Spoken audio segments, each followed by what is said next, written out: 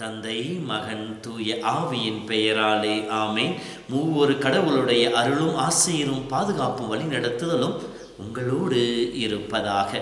பொதுக்காலம் 6வது வாரம் புதன்கிழமை.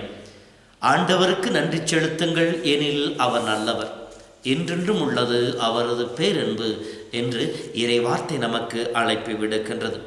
திருப்பாடல் 50:14 கடவுளுக்கு நன்றி பலி செலுத்துங்கள், உன்னதருக்கு உங்கள் நேர்ச்சியை நிறைவேற்றுங்கள் என்று அழைப்பை விடுக்கப்படுகின்றது. திருப்பாடல் 50:23 நன்றி பலி செலுத்துவோர் என்னை மேன்மைப்படுத்துவர் என்று சொல்லப்படுகின்றது.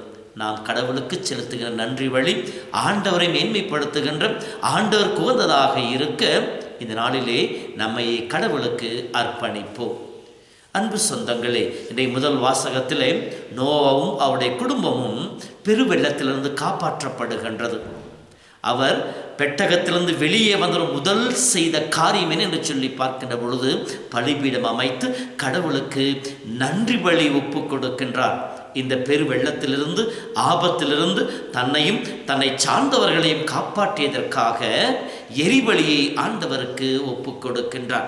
இப்படி அவர் எரிபலி ஒப்பு கொடுக்கின்ற பொழுது இரத்த விலங்குகள் தக்கவை தகாத அனைத்தையும் இரத்த பலியை ஒப்பு கொடுத்து தன்னையே முழுவதுமாக அர்ப்பணிப்பின் அடையாளமாக, தன்னையே பலியாக எடுப்பின் அடையாளமாக நோவா கடவுளுக்கு நன்றி பலி செலுத்துகின்றார். இந்த நோவாவுடைய இந்த நன்றியின் பலி கடவுளுக்கு உகந்ததாக இருந்தது. அவருடைய நறுமண பலி கடவுள் ஏற்றுக்கொண்டார் என்று சொல்லப்படுகின்றது. அன்பு சகோதரமே, இந்த நோவாவுடைய இந்த செயல் நமக்கு சொல்லிக் கொடுக்கின்ற பாடம் என்ன? கடவுள் ஒவ்வொரு நாளும் அளவிட முடியாத ஆசீர்வாதங்களை, நன்மைகளை நமக்கு கொடுத்து கொண்டுதானே இருக்கின்றார். காலை கண் விழித்தது முதல் கண்ணுறங்க செல்லும் நேரம் வரைக்கும் நமக்கு முன்னும் பின்னும் வளமும் இடமாக இருந்து சூழ்ந்திருந்து பாதுகாப்பவராகத்தானே இருக்கின்றார். நோய்கள், வேதனைகள், வருத்தங்கள், வியாதிகள், விபத்துக்கள், ஆபத்துக்கள், இப்படி நம்மை சூழ்ந்திருக்கின்ற எல்லா விதமான எதிர்மறையான நிகழ்வுகளிலிருந்து நம்மை காத்து நம்மை பராமரிப்பவராக இருக்கின்றார். இப்படி ஆண்டவர் செய்த நன்மைகளுக்கு நாம் கடவுளுக்கு நன்றி செலுத்துவராக இருக்கின்றோமாம். அதிகாலையிலே பலியை ஒப்புக் கொடுப்பதன் வழியாக, பலியில் நற்கரை வழியில் பங்கெடுப்பதன் வழியாக கடவுளே, கடந்த நாளிலும் கடந்த இரவிலும் எனக்கு செய்த, எனக்கும் என் குடும்பத்திற்கும் நீ செய்த நன்மைகளுக்காக, உதவிகளுக்காக, பாதுகாப்பிற்காக நன்றி என்று சொல்லி திருப்பலியில் பங்கெடுத்து நன்றி பலி செலுத்துபவர்களாக இருக்கின்றோமா?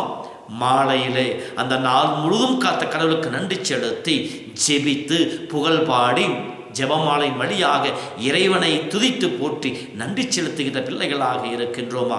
இந்த நன்றி உணர்வு நம்மிடம் குறைவுபட்டு தானே காணப்படுகின்றது.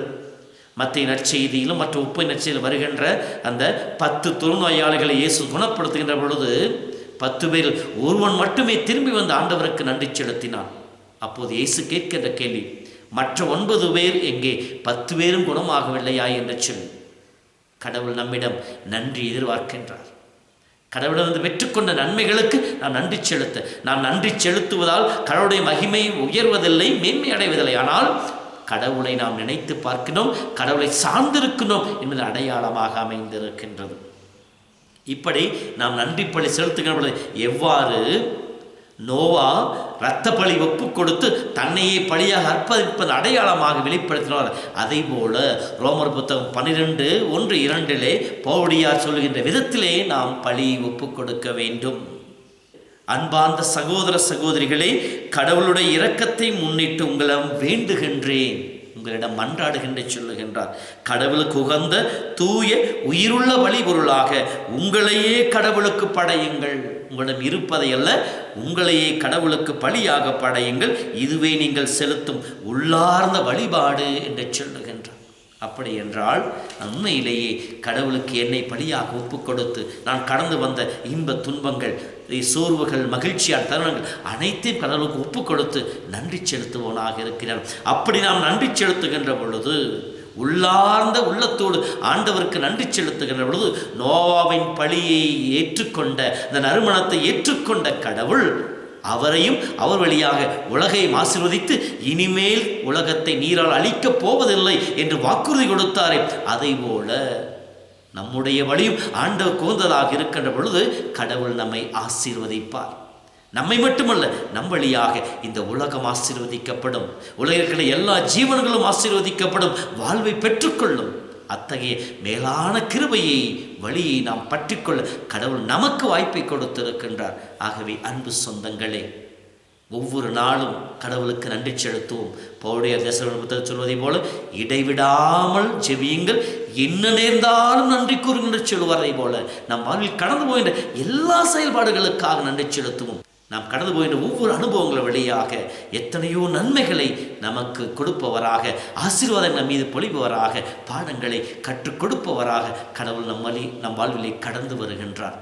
ஆகவே இடைவிடாமல் நன்றி செலுத்துவோம், இறைபுகழ் பாடுவோம், பெற்றுக்கொண்ட கொடைகளுக்காக இறைவனை மகிமைப்படுத்துவோம். அதன் வழியாக தொடர்ந்து இறை ஆசி பெற்ற மக்களாய் வாழ்வோம். கடவுள் நம் ஒவ்வொருவரையும் நிறைவாய் ஆசீர்வதிப்பாராக. ஆண்டவர் உங்களோடு இருப்பாராக.